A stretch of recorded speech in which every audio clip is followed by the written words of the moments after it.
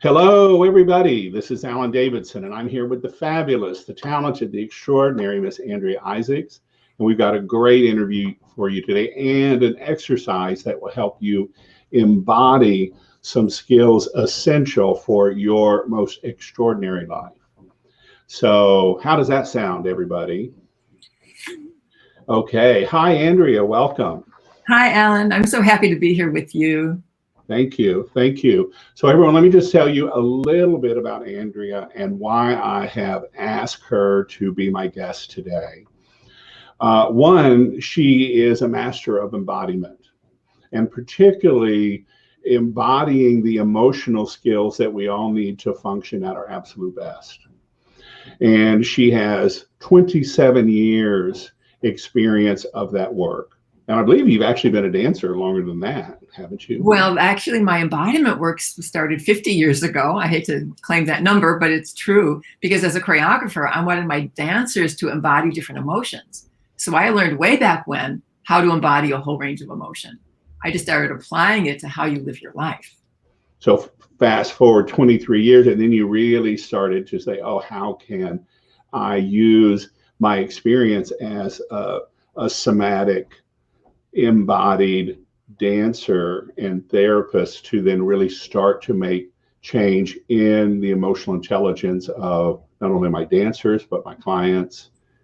And yeah, well, and actually it started in me because I had been painfully shy for decades, even as a dancer. I was okay being on stage, but when I came in front of the curtain to greet the audience and to actually talk, and as I know you know and our listeners know, more people are afraid of speaking than they are of death. Well, that was me. So I talked so fast just to get it over with that I guarantee you no one can understand me. So my self-confidence was not very present.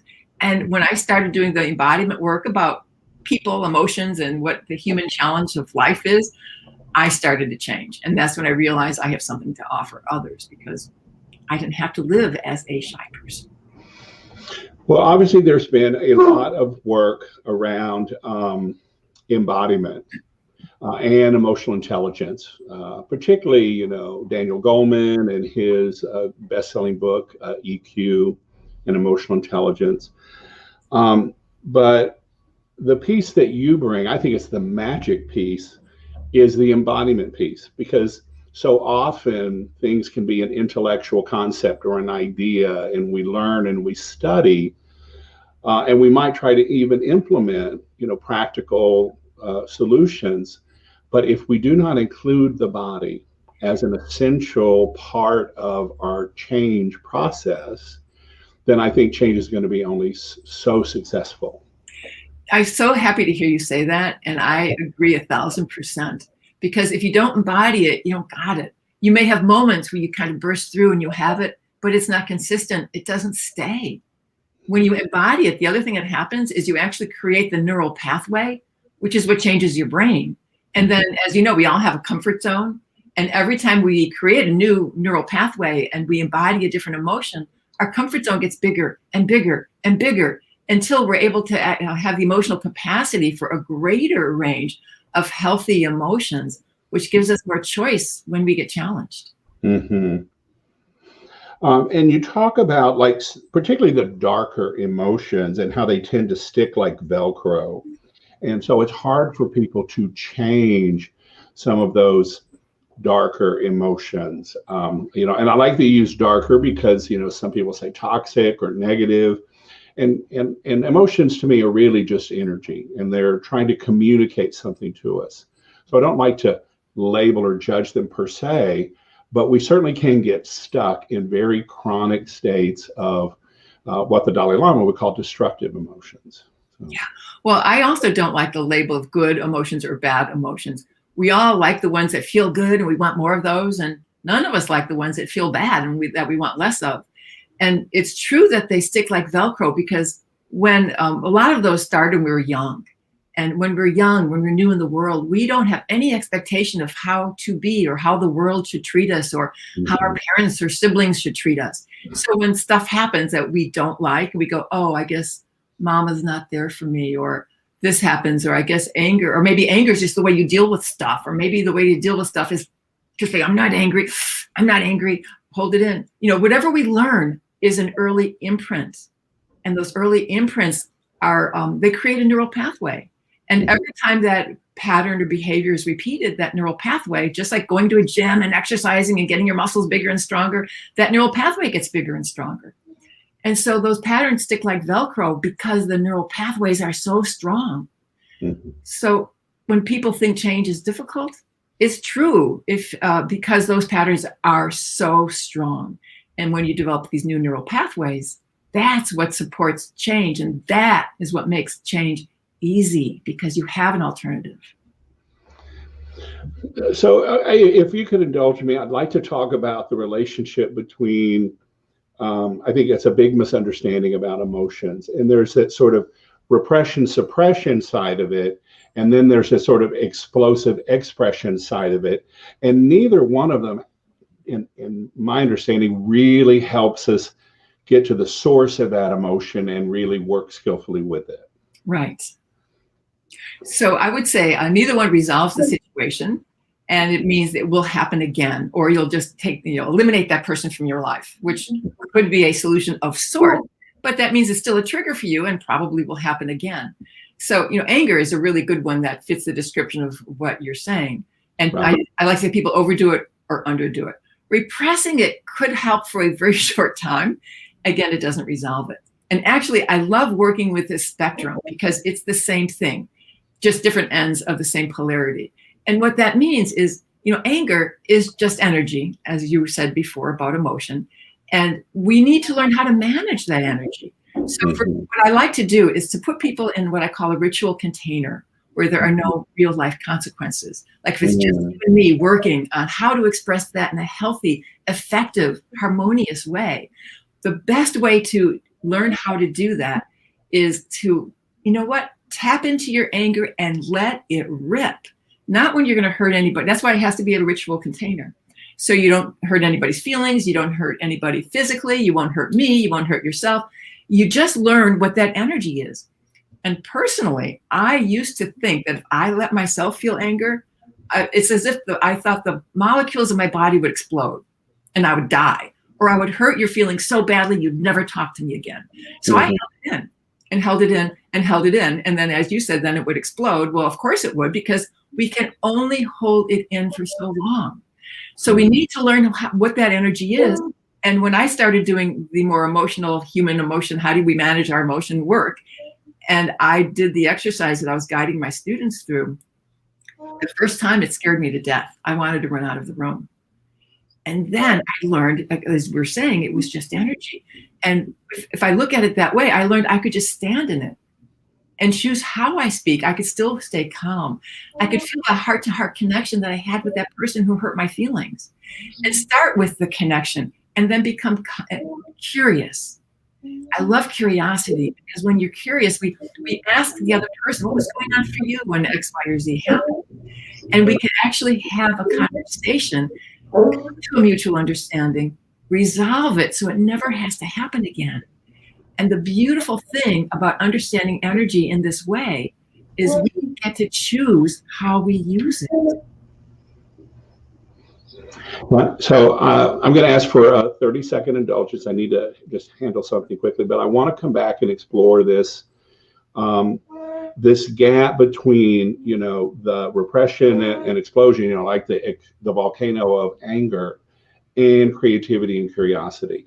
Beautiful. It's my experience that curiosity and creativity is not available to us when we've been hijacked by one of these darker emotions. And so how we can, it's great to have a therapist to put us in a ritual container, but how can I, if I'm out in the world, remove myself and create my own ritual container? I love it. Okay.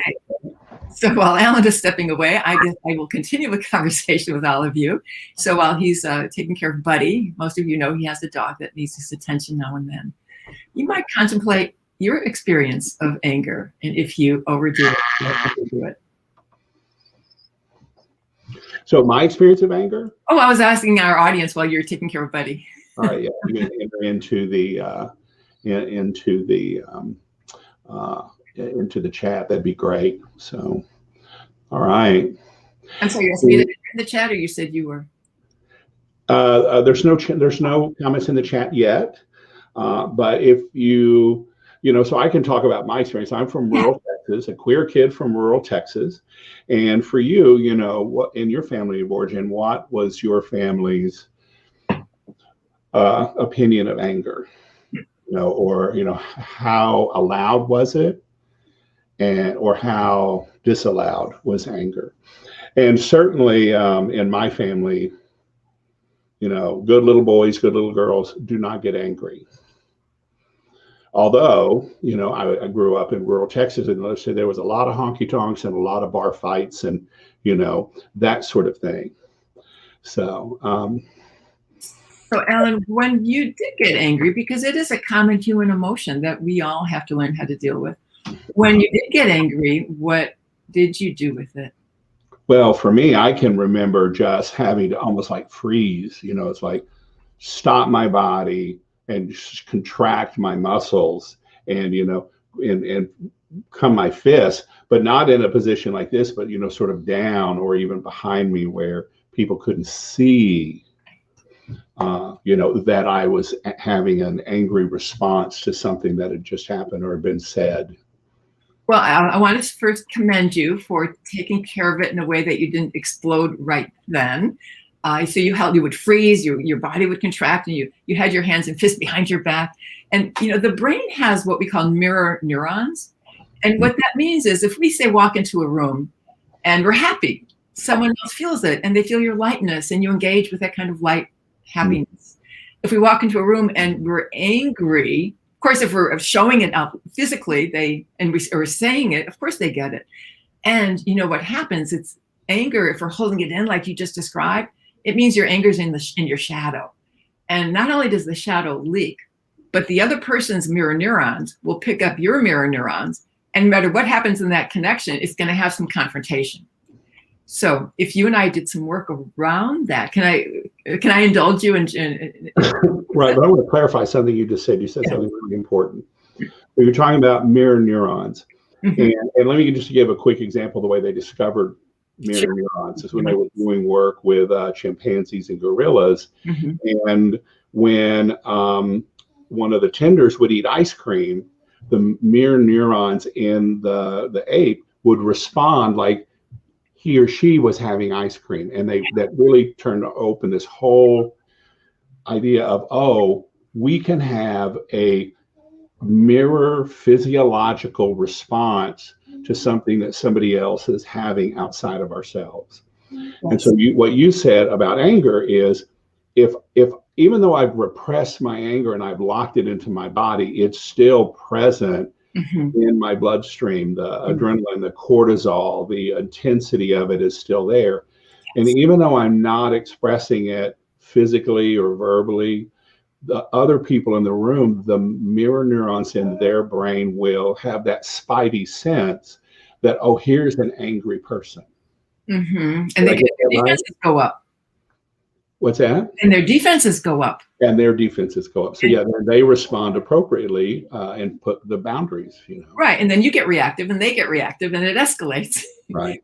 And you know what? When we're angry, it means a conversation needs to happen to resolve it. And that when it starts that way, it usually doesn't go well. Yeah. So let's see. I could either talk about what could happen or I could guide you through a process. All right, so let's guide me and Buddy through a process here. He's over here, Thank you. So before we do that, I want to ask permission from our listeners. And because research has proven that if I tell you what you can do about this, you will forget 80% of what I say. However, if you experience what I have to say, it's reversed and you will remember 80% of what I have to say. So I have a question for you and for all of our listeners. Are you willing to really learn something right now? Yes or no? Yes or yes? Yes, yeah. Okay. In other words, you're willing to experience something, right? Yeah. And what I will say about, for the people who really do follow my work, the embodiment work, okay, unless there's an experience, it's just a good idea. So beautiful. Well, thank you. So if this is a ritual container and there are no real life consequences here, Alan, would you be willing to go back to those times when you were a little boy and you got so angry and you held your hands in a fist? Would you be willing to feel that in your body? Mm-hmm. Thank you. So feel your hands in the contracted, and imagine we're going to turn up the volume and your whole body is contracted. So maybe your chest is curving inward and your shoulders are hunched, whatever it is, do it more. And I want you in a moment to really, if you can, let it rip. Just maybe your hands want to pound. Maybe you want to just punch someone's eyes out, or what is it? You want to stomp and squish someone. Yeah. Imagine doing that again and again. And you probably don't like that feeling, do you? Well, for the memory I chose, as I moved into it, I could feel the anger, but I can also feel the hurt, that's with it. Good. So the hurt was, tell me where in your body you felt the hurt. Well, I mean, I can feel the anger sort of in my extremities, head and arms and legs. And the hurt really sort of feels here in the chest and just sort of the solar plexus. So thank you. In the hurt in your chest, did it make your chest feel contracted or expanded? Well, it feels almost like a blow and like I've been pushed back. So quite contracted, but there's this sense of concaveness here. I love that you took your fist right into your heart center. Do that again if you would. Ha! Almost like it's like a ha. It took your breath out of you, right? Almost like you're beating. Your buddy doesn't like this either. Good job. So if you were to do that for, imagine this, doing this to yourself all day long. Now I want you to ask your body, what would your body prefer? Do you like punching yourself in the heart? Well, I will say actually there is some sort of that sort of pounding. It's a waking up of the heart. So there is, in a sense, it does feel good in that way. Your hand changed. You see that from a fist to an open hand. Do that again. Yeah. So what else changed in your heart? What would your body prefer? What would your heart prefer? I see something shifting in your heart center. Exactly what that feeling is. Yeah. Buddy, he's okay. What is your hand saying to your heart right now? That it's okay. Mm-hmm. Okay. Say, my heart is okay. Is that well, it's more like not the heart is okay, but it's like it's okay now. It's okay now. I don't have to protect, or I don't have to defend now. And if you don't have to protect, what can you be? If you don't have to defend, breathe. My body can relax. My chest can move from that sort of concave to more open. When your chest opens, do that with your arms and your whole body. Let your chest open. Do that again. Repeat that. I feel your breath changing. Beautiful. And when your heart opens, is it true to say, I breathe, relax, and my heart opens? Well, I can feel my chest relaxes and my chest opens. Is what feels authentic to say. Okay, my chest relaxes and opens. And my breath deepens, my chest relaxes, my chest opens. Does this have anything to do with how your heart feels now? When you open your chest, does it feel like your heart is willing to open? It doesn't have to be a yes. I'm just curious. Well, I'm not sensing my heart in an emotional sense. I'm really just sensing it in a physical. Okay, that's perfect. That's perfect. Okay, so imagine this with me. If you had this mantra, my chest relaxes and opens. I want you to say it out loud. And I want you to accompany it with what I call a mudra. Traditionally, a mudra is a prayer or meditation position. But this gesture you did when your palms are on your heart center and then they opened is also a mudra. So I invite you to say these words and to do that mudra together. My chest relaxes and opens. My chest relaxes and opens. Just feel the meaning of those words in your whole body. Breathe into that. I invite our listeners to join Alan in this beautiful phrase. And I invite us all to do it again with both palms on your heart and your chest. which is your heart center. It represents the home of your heart center, the home of your love, your feelings, your connection to another. Take a full and deep breath in. And when you're ready, my chest relaxes.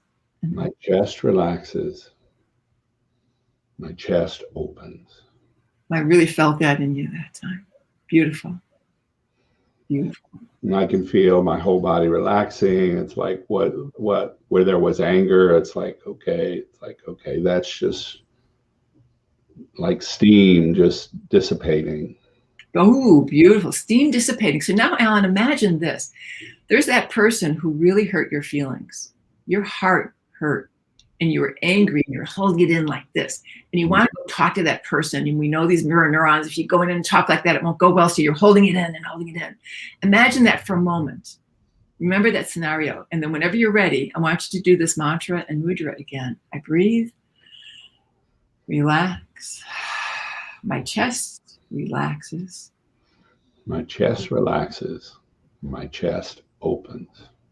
Keep that feeling in your body and imagine now approaching that person who really hurt your feelings. Keep this feeling. Your chest relaxes and your chest opens. Keep that feeling. And in this state of inner conflict, it is that connect with that person. Invite them to a conversation about that scenario. Now that person's mirror neurons will kick in. They'll feel this calm. They'll breathe and imagine what might happen next. Mm-hmm. Tell me what you think, how the conversation might go. If you enter it with this, my chest relaxes and opens. Well, I mean, it's easy to do because I was like 6 years old and there was another 6-year-old boy. So it's like, oh, okay. Yeah. It's easy for my adult to step in that relaxed place. You asked about calm curiosity, even in the heat of anger and hurt.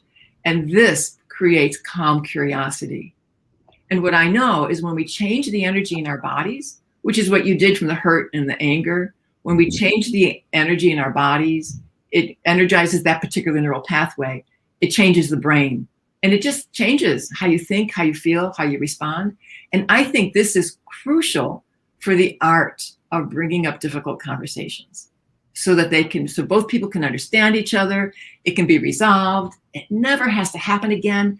And instead of challenging or even ending a relationship, it can actually nurture and deepen that connection. Yeah, and so I want to explore this emotional intelligence edge here, which is so important for all the things you just said. So, one, it's being able to recognize all the different emotions that can come up and through my body and my awareness. And I remember when I first got sober after being an IV drug user for many years and, going to the 12-step program, and I saw, a picture of like 5 emotions drawn on a page. And I went, oh, okay. I wasn't even sure I had 5 emotions. And then I went to a workshop and there was a whole page that had all these different kind of what we would call emojis on them. And I was like, oh my God, there are that many emotions. And then I went to another workshop and there was 2 pages of emojis. And I'm like, oh my fucking God, all these emotions that I've been numb to so much in my life.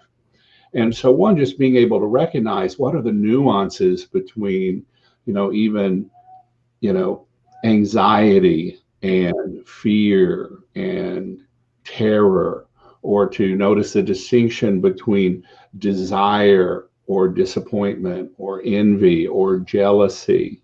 And, being able to sense this amazing spectrums of emotions that we have available to us and realize that they really are gifts and accept them as a gift, but how I respond to them takes skill. Yes. Go ahead. Well, absolutely. When I first started my work with the Enneagram, which is a personality system describing 8 personalities, I was looking at 18 different realms of human emotion, the gifts and the challenges of each of those personality types. Mm-hmm. And I realized once we know how to embody that, which incorporates a combination of embodying the gifts of each type and the dark shadow of each type, we learned a few things. one is it doesn't have to be based on the Enneagram. It's any emotion that you have. You don't need to have a label, really. Notice if you like it. And if you do, fine. And if you don't, notice the energy in your body. It's called a somatic sensation. Somatic means it comes from the Greek word soma. Notice the energy in your body. Well, my stomach feels a little tense, or I feel fear, and it's like my whole body's shaking like a leaf or something. Somatic language that you feel in your body, is really powerful for transformation. Because whether you have a label for what the emotion is or not, the energy in your body is information. It's powerful information. If you feel small, like I'm just invisible, no one even knows I'm here. Like, I guess I don't matter. I guess I better not even speak up because my message means nothing. Whatever, that's energy in my body that feels small. Or the anger when I just want to punch something. It's information. And if you don't like how you're feeling, the powerful thing about this information is you can change the energy in your body, like you just did, Alan, from hurt and anger to open, relaxed and open. That's energy in your body that changes how you think, feel, and respond. Yeah, what I have learned at this point is that energy only ever wants to move. When we have emotion in our bodies, all it ever wants to do is move. But we have most of us have this habitual tendency to stop and repress and suppress. And so, one is just notice that habit to, I'm trying to stop the energy or the emotion from moving. It's like, what can I do just to shift my physical body to a more open space and let that energy move? And for me, breathing with it with awareness then helps it. It's like, okay. And I had an experience with Jack Kornfield, the American Buddhist teacher. And I was at a 5-day retreat, and he was one of the teachers, and I had a 30-minute session with him. And all we did for 30 minutes was watch that river of emotion that moved through my awareness, and how it would come into awareness, it would rise, and then it would dissipate. And it was just like, oh man, this whole river of emotion. And it would go from fear to anger to desire to pleasure. And it was just like, that's all emotion wants to do, is to move. And it will dissipate if we let it move. Yeah. And we can guide it too. We can guide it towards what we would rather feel. Like I was asking you when you're sad and hurt, how would your body rather feel? And I really like to temporarily bypass the thinking mind. Totally. Yeah. Totally. I like to add something to the traditional definition of emotional intelligence. The traditional definition is having the awareness of your emotions and someone else's and managing your response to other people's emotions. I really like to add this. And it means having the ability to shift your emotions in a way that reflects and honors your best and highest self, honors the best and highest of all involved for the best possible outcome. And that often means it's something outside our comfort zone that we've done before, which means creating new neural pathways like we just did. Right. And new habits, because we know we have to create new, I call them regular rituals. What are the rituals that I can do for an intended response and result? And as I practice them more and more regularly, they do become habits, and then they do become unconscious habits, but they are honoring the body. Exactly. Honoring the energy moving through the body. So I think, we've done a wonderful job of talking about emotions in the body and how we have habits of repressing them or suppressing them, or, a lot of people express their emotions after stuffing them for years. And it's like, let me tell you my truth. I know. Let me tell you my truth, because this is authentic. Yeah. And then all they end up doing is regurgitating all over everything.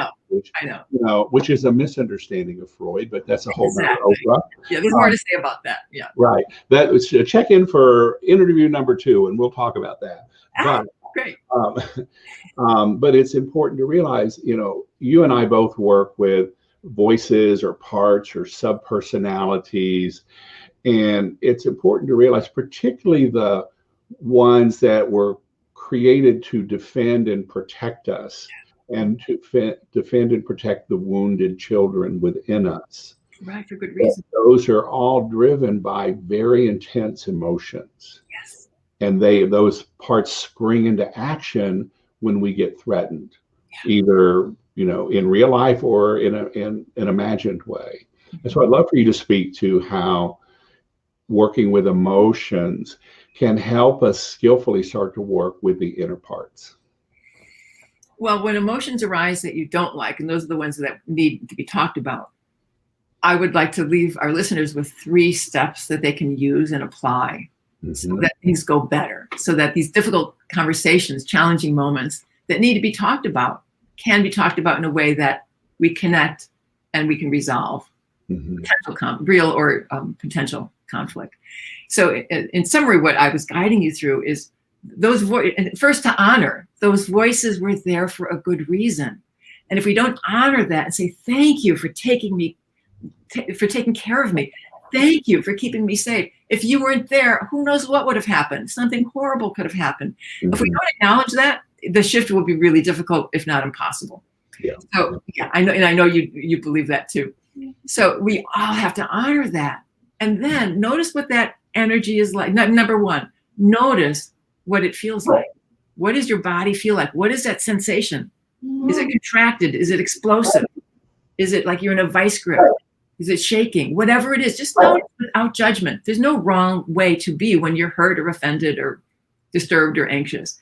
And then ask your body, what would it rather be? What would it rather feel? Let your body speak to you and notice it, and just turn the volume up. That means exaggerate it. Feel it more, like I was inviting you to do. Feel it more. What would your body rather do? Exactly. And then anchor it. If we don't anchor it, we won't remember it. In our mind, like I had you do with that statement, my body, my chest relaxes and opens is the mantra. That's how we anchor it in our head. We anchor it in our body with the movement, with the mantra. And then, so those are 3 steps. Notice it, shift it, anchor it. And then when you have a challenging situation, all you have to do is remember those words quietly in your mind. And that is sufficient to energize that pathway, to shift how you show up and bring up that difficult conversation with calm curiosity. Right. And I just want to thank all of you, and particularly Andrea with Buddy, making all this noise in the background. He's a rescue dog and has had quite a traumatic past. And sometimes he just needs a little extra love, which is today. And I'm focusing my love on Andrea and you, but I will get to him in a few minutes, I promise. So thank you for your patience as he's making all these calls for love in the background. So, but anyway, I wanted to revisit those 3 steps, and just so that everybody really has a sense of them. So, 1, I would say, my teacher always said, what voice is speaking right now? Just notice what voice I'm in, whether it's part of my defense team and it's really working to protect me and it's driven by a painful emotion or a dark emotion, or whether it's part of my success team that I'm really working and getting things done, or whether it's part of my enlightened team, my soul team. And then what's the sensation of that? But particularly if I'm showing up in a moment where my inner critic or my wounded child is not appropriate to be showing up in my day, in my life, in my calendar, it's like you said, notice what voice. Notice what voice it is. And I would say then notice the emotion underneath that voice. And the body sensations. And that's how we do. We notice the sensations in the body.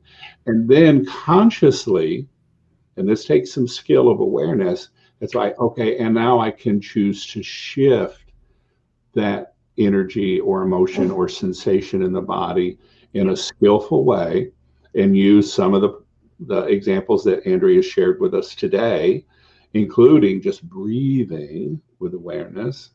And then once that energy has shifted and moved and we're in a more calm or creative or curious place, then anchor that with our breath and intention.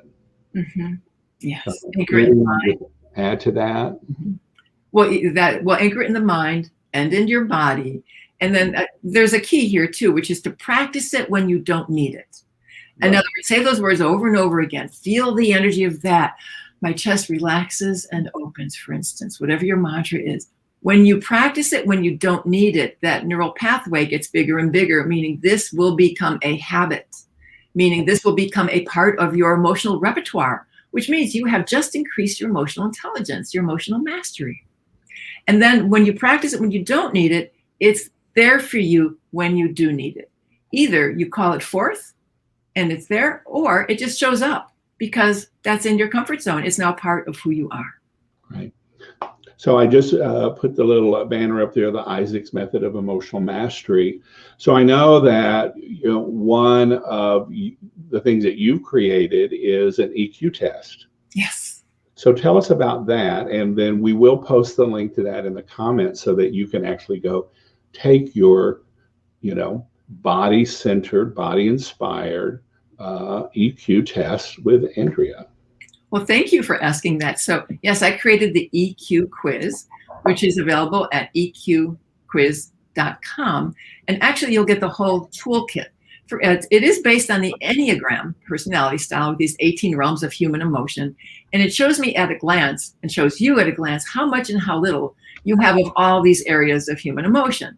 You don't have to know the Enneagram to understand what this demonstrates, because the way I see it, all the scores on your blueprint show how you're gifted in the areas you're gifted and how you've been challenged in the ways you've been challenged. And sometimes the scores interact with each other in a way that the impact feels overwhelming, as if change really is impossible. Mm-hmm. And you'll get an interpretation guide. You'll get, there's a video recording, a 4-minute clip that explains your chart. And there are other things that are freebies that you get along with your toolkit. And it really shows me how you're stuck. And then in the embodiment work that I do, I can also show you how to get unstuck so that you can be and live as the best and highest expression of who you are. Mm-hmm.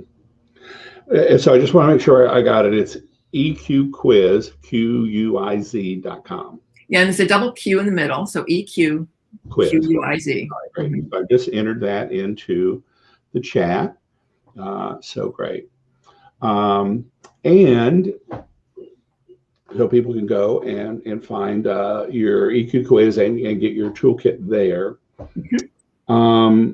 And so you just mentioned stuck, where people get stuck, it's like the habitual dark emotions or the habitual voices that haunt us, particularly the ones of self-doubt, or that question our worth, or I don't deserve, I'm not worthy, I'm not good enough, that so many people suffer from.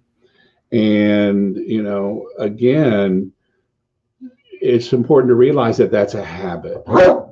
That story, that emotion, that thought is a habit that has been exercised 10,000 times and probably times more. Yeah. And so it is important to be patient, but as a lot of people will say, changing beliefs is so important. But when I think about stories that I tell myself, and I work with clients and the stories that they tell themselves, one powerful emotion drives 1,000 thoughts. Yeah. And so when I can skillfully change an emotion that's driving that old story of I'm not worthy, I'm not good enough, I don't deserve, by skillfully working with that kind of despair or loneliness or whatever's driving that story, all of a sudden it's like a boat on the water with no wind. There's nothing to drive that story. And so then in that place, I can start to attach to the other parts of my being, my other parts of my consciousness that knows that it's absolutely not true. I was like, here's all the ways you're worthy. Here's all the ways you deserve to succeed. Here's all the ways you deserve to love and be loved. But those parts can't get the breath of fresh air, that holy curiosity, that creativity that we were talking about earlier, You know, as long as those old stories driven by dark emotions are still, you know, frothing things up in the consciousness. Frothing things up in the consciousness, yes. And, you know, one of the fastest ways through that, in my experience, has been to take those voices of, you know, you're not worthy, you're not good enough, no one's there to support you. Who do you think you are to do that? Is to take those voices and to do one of a few things, or depending on the client, I've worked with different ways. And when I look at the blueprint, I know sometimes if we just need to beat that voice up, not literally, but of course, ritualistically, in a safe container with no real life consequences, to just beat it up and to feel the energy there and to choose to use that energy for good, and then to reverse those messages. So what I like to call it is a believable opposite, or there's a theory now called the adjacent possible. If you reach for the moon and you're not quite ready to take one step, reaching for the moon will be elusive, you'll never get there. So we do very steps by step. We move there incrementally. So a believable opposite of you're not worthy could be, you've got great ideas. You're not good enough. Could be, I am just the right person for this. Or no one's there to support you. Could be, I have all the support I need. When you're not used to being supported, what happens is we don't even know how to receive support that is there. And to even say, I have all the support I need, might open your heart to being able to receive and ask the right people for the support that you need. And then it is there for you. So we shift those voices and we feel the shift in our bodies. I guide people all the time to their bodies. Now, what does that feel like in your body? What does your body need to hear? Oh, I've got great ideas. I'm just the right person. And I have all the support I need. And then they anchor that in their bodies with the neural pathway, and they repeat it when they don't need it. And then that neural pathway gets bigger and stronger until it becomes a habit. And the old voice may crop up now and then saying, who do you think you are? You're not good enough. And then, because we can't stop that voice, we can, however, replace it with this new empowering voice. I have brilliant ideas. I'm just the right person. I have all the support I need. We talk back to that voice. We replace it. And then this becomes the reality, not the old story. This becomes the new story. Mm-hmm. But if we can skillfully work with those emotions, driving those old voices, and we do the healing inner child work, so those defenses don't need to remain intact to protect our wounded children and our innocent self. If we reach that point, the neural pathways for that voice and that part never do completely go away. But instead of being a primary part of our consciousness and our personality, it becomes more and more a part that just informs who we are, and it eventually becomes somebody I used to be. Because the voice gets diminished more and more and more, and it gets quieter, and we can override it more easily, more quickly. Right. And over time, the pathways, I think of them as dry riverbeds. Yeah. Flash floods here in Texas, so dry riverbeds, because if there's no emotion and energy moving through them, it's been directed to new, more creative, more curious, more conscious, more enlightened expressions of our soul, then they're still there. And occasionally circumstances can go up and emotion and energy flow through them and they stir back up. But we also have that greater skill of, self-doubt, I hear you. Oh, my old friend, self-doubt, I'm not good enough. Thank you. How are you doing today? And I have all of these new embodied rituals that show that I am worthy of everything that divine order has gifted me and has in store for me in my life. So. Yeah, because we learn how to have emotional choice. And the other really, the magic of this too, is when you learn that, something may happen that you hadn't, quote, prepared for. Oh, I don't have a neural pathway for this one yet. And here I am, something's triggering me. What do I do? Well, when you know how to create a new neural pathway, you actually can create one on the spot, immediately. Yeah, so that you can deal with these unexpected challenges with so much more ease once you know how. Yeah.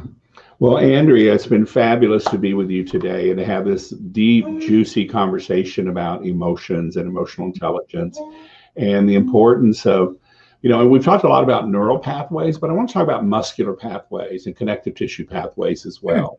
Mm-hmm. Because, our bodies are a reflection of everything we've thought and everything we've done and everything we've been. And the way the body hangs in space on the skeleton and moves through gravity is just as important as all those different neural pathways and neural grooves. And so as we create new neural pathways, we create new ways of movement in the body. And those old stories and the mark that they've left on our connective tissues can now be rewritten in new elastic and plastic ways in the connective tissue so that we can stand strong and straight and beautiful and powerful. And create a new story. Yeah, exactly. Yeah. Exactly. So, Andrea, anything that you'd like to close with for our viewers today? Well, I want to say thank you all for listening. Thank you, Alan, so much for sharing this time with me and for your curiosity and interest in what I'm doing.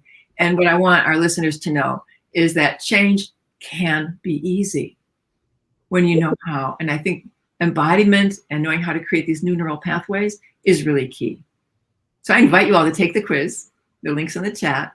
And I'd love to talk to you about how to get unstuck and really live as your highest and best self, no matter what. Right. All right. Thank you, everyone, for your time, your attention, your curiosity, and, leave a comment. Let us know what you think of the wisdom that Andrea and I have shared with you and the mischief that we've created and what's possible for you now after just hearing that your body really holds the key to emotional transformation, emotional change, and living into your most fabulous, extraordinary self. And thank you, buddy, for your 2 cents on the subject, too. Thank you, buddy. And thank you, Alan.